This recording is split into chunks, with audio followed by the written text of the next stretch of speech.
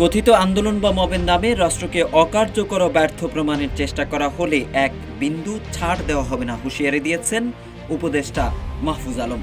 অন্তর্বর্তী সরকারের এই উপদেষ্টা লিখেছেন, মব করা বন্ধ করেন, আর যদি মব করেন তাইলে আপনাদেরও ডেভিল হিসেবে ট্রিট করা হবে। 10 ফেব্রুয়ারি সোমবার এক ফেসবুক পোস্টে তিনি হুঁশিয়ারি দেন।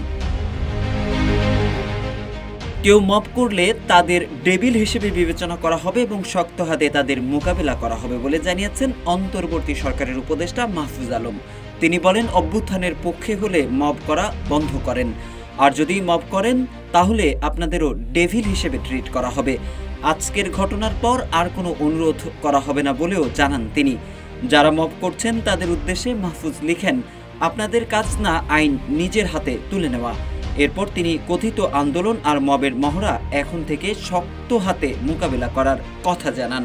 রান্নায় আমার ভালোবাসা Jamuna gas stove. Jamuna gas stove, আধুনিক, নিরাপদ ও দীর্ঘস্থায়ী। এদিকে রাষ্ট্রকে অকার্যকর করার চেষ্টা করা হলে ছাড় দেওয়া হবে না উল্লেখ করে উপদেষ্টা মাহফুজ আলম আরও লিখেন, রাষ্ট্রকে অকার্যকর এবং ব্যর্থ প্রমাণের চেষ্টা করা হলে এক বিন্দু ছাড় দেওয়া হবে না। তৌহিদি জনতাকে উদ্দেশ্য করে উপদেষ্টা বলেন, তৌহিদি জনতা, আপনারা 1.5 দশক পরে শান্তিতে ধর্ম ও সংস্কৃতি পালনের সুযোগ পেয়েছেন। আপনাদের আহমকি কিংবা উগ্রতা সেই শান্তি বিনষ্টের কারণ হতে যাচ্ছে।